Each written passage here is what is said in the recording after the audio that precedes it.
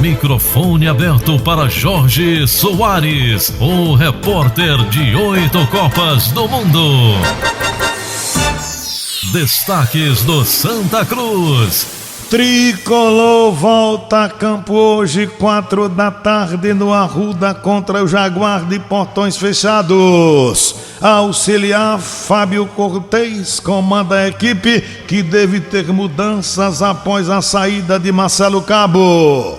Jogadores cobraram salários atrasados e o presidente Bruno Rodrigues fez nova planilha de pagamentos. Matheus Vinícius expulso no clássico e está fora do jogo desta tarde. E Andrei cumpriu suspensão e deve voltar à equipe. Direção Coral já quer o novo treinador, observando a equipe na partida de hoje, e adversário Coral ainda não venceu na competição. Momento Esportivo. Vamos ao Arruda ouvir o repórter mais bem informado sobre o Santa Cruz através do Cast Coral.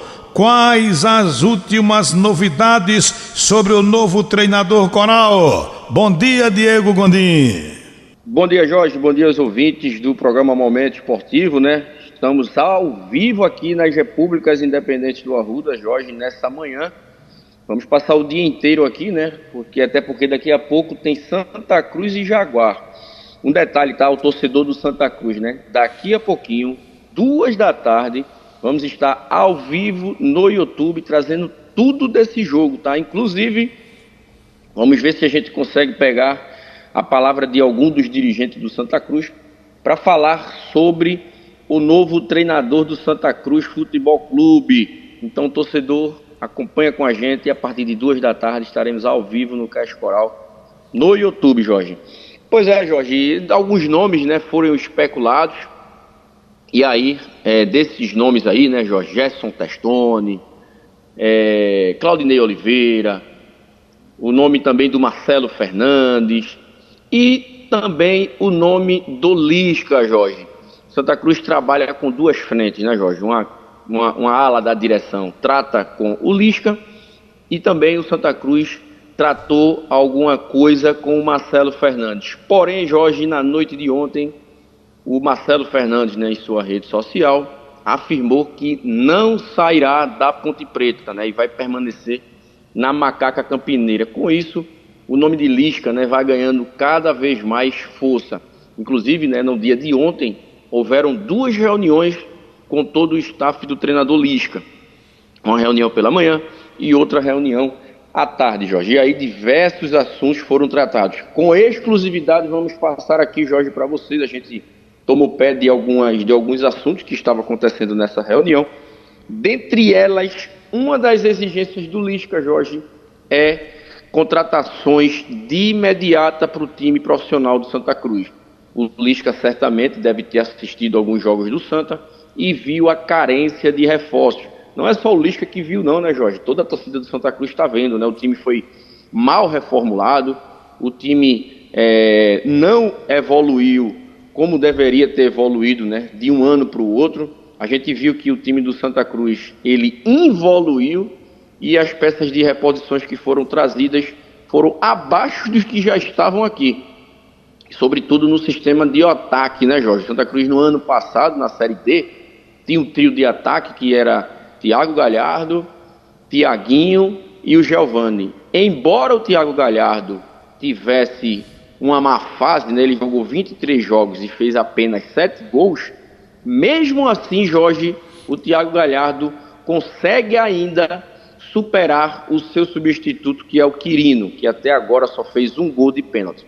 Os outros atacantes, né, o Matheus Regis e o Robinho, consegue também ser muito pior dos 2 que já estavam aqui, que era Giovani e Thiaguinho. Então, assim, o Lisca assistiu alguns jogos do Santa e a sua vinda para o Santa Cruz está condicionada à contratação de alguns reforços, que inclusive a gente tem informações que esses atletas já estão até já sendo contactados pela direção do Santa Cruz juntamente com o staff do treinador Lisca. Então, caso o Lisca feche, o Lisca vai sim trazer reforços. Vale salientar, Jorge, que na próxima sexta-feira, dia 30, se encerra as inscrições do Campeonato Pernambucano, dia 30. Então, é provável que esse treinador, que quando ele chegar, que é provável, né, Jorge, que seja o Lisca, já venha também com alguns jogadores. O Lisca também, Jorge, a gente soube que ele solicitou, né, na verdade, uma quantia de luvas. Então essa negociação está andando e é provável que ela seja fechada e anunciada no dia de hoje, Jorge. Diego, e o Lisca, na sua opinião, tem o perfil ideal para o momento do Santa Cruz? Assim, Jorge, o Lisca, ele tem o perfil que o Santa Cruz está precisando nesse momento, né, Jorge? O time do Santa Cruz é um time, como a gente falou, que está cabisbaixo, está com a motivação lá embaixo, e é necessário, se não for o Lisca, Jorge, tem que vir um treinador no perfil do Lisca, né? Para mexer com o vestiário, para dar uma chacoalhada no clube, no vestiário, nos jogadores, olhar cara a cara nos jogadores para saber quem realmente quer jogar futebol, quem quer vestir a camisa do Santa. A gente tem informações, né, que o time do Santa está com o salário de 2 meses atrasado, mas a minha opinião é o seguinte, Jorge, se você está com 2 meses atrasado e após um clássico você é goleado e vem surgir informação que o elenco cobrou a direção nos vestiários, é porque isso aí é uma cortina de fumaça. Se você está com salários atrasados e realmente isso está lhe afetando, chega para a direção, chega para o treinador e diz, eu não vou jogar porque o salário está atrasado, estou com um problema em casa, eu não quero Diego, jogar. Você acha que essa questão estava pesando no rendimento do elenco? É aquilo que eu estou falando, Jorge. A partir do momento que o jogador aceita jogar e joga, e depois que termina um clássico, leva de 4-0, vem dizer que o problema é salário, por que o atleta entrou em campo, Jorge? Não entrava. Chegava para a direção, chegava para o treinador e dizia, não vou entrar em campo porque minha cabeça não está boa. Mas a partir do momento que entra dentro do campo e veste a camisa do Santa Cruz, você está defendendo uma instituição centenária de mais de 5 milhões de torcedores. Então, assim, se está afetando, não entra em campo. Entrou em campo, não pode fazer a palhaçada que foi feita no último domingo, Jorge. Embora a arbitragem tenha prejudicado, mas nada justifica você levar 4-0 de um time, no meu ponto de vista, que não é lá essas coisas todas de diferença técnica do Santa Cruz. É o meu ponto de vista. Então, assim, se os jogadores aceitaram entrar em campo, tinha a obrigação de defender a camisa do Santa Cruz com unhas e dentes, Jorge. Tem nova programação de pagamento, Diego? A princípio, né, o que a gente ficou sabendo é que até a sexta-feira deverá sair algum tipo de pagamento sobre o acordo que foi feito com os jogadores, Jorge. A gente já está no Arruda aqui nesse momento e vamos sim, né, pegar a palavra de alguns dos dirigentes do Santa para também falar sobre essa questão salarial, Jorge. Todo mundo estranhando, Diego, por que a SAF no momento não socorre o Santa Cruz? SAF que já foi aprovada pela Assembleia Geral e também pelo Conselho Deliberativo, pois não?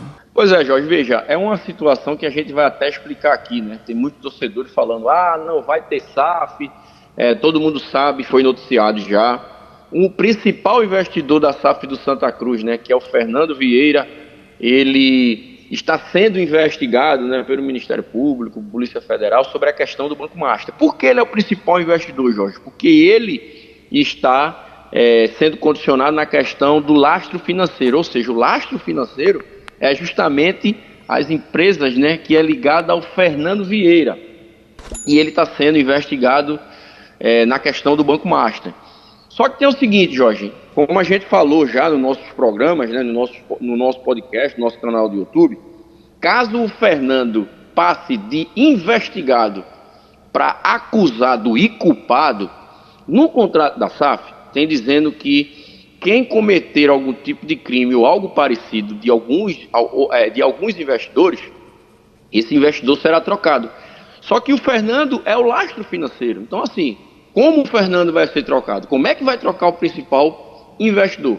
E aí, caso isso venha a acontecer, é provável, Jorge, que esse grupo de investidores ele seja trocado por um outro grupo. Então, assim, SAF no Santa Cruz vai ter de todo jeito, porque já foi aprovado pelo Conselho e pelos sócios.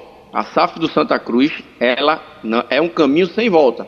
Então, assim, o que pode acontecer é trocar os investidores e os investidores novos que chegarem pega o processo de onde ele está, ou seja, daqui para frente. Só tem o último passo agora, que é a recuperação judicial.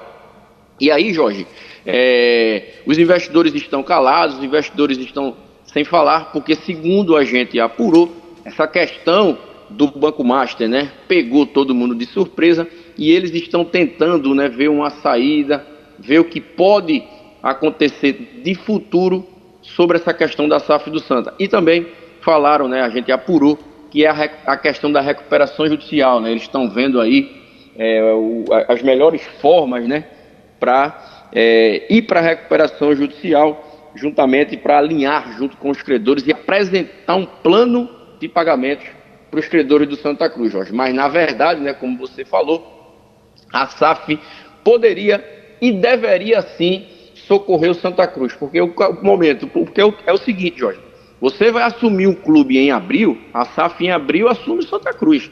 Ou seja, daqui a 2 meses. Você pode pegar o Santa Cruz daqui a 2 meses numa situação boa ou numa situação ruim. Faz um empréstimo, lá na frente você desconta. Tem as formas legais, sim, da SAF ajudar. Não está ajudando, eu não sei porquê. Muita gente até diz, mas a SAF não assumiu o Santa. Todo mundo sabe. Mas ela pode sim fazer um empréstimo e lá na frente descontar. Até porque, para quem não sabe, a SAF durante os próximos 15 anos assumirá, a SAF, né? Nos próximos 15 anos, ela prometeu fazer um aporte de R$1 bilhão, mas mensalmente ela é obrigada a repassar aos 10% uma quantia de R$120 mil mensal. Ou seja, ela pode sim fazer o empréstimo e descontar nesse valor que ela vai pagar à associação dos 10%. Eu não sei por que não fez, Jorge. É uma pergunta para a gente fazer aos dirigentes atuais do Santa Cruz. Para fechar, uma vergonha, hein, Diego? Um estádio do tamanho do Arruda não poder pegar no mínimo 5 mil torcedores para o jogo de hoje contra o Jaguar. E quando a gente vai entrevistar Adriano Lucena, ele diz que o Arruda tem laudo para 30 mil torcedores. Pois não. E cadê Adriano Lucena, Jorge? É uma pergunta que todo mundo se faz, né? Eu tenho ligado para ele responde, não posso falar. Eu vivi para ver, Jorge, o maior estádio do Nordeste fechado, não podendo receber 5 mil torcedores, porque o estádio não possui laudos.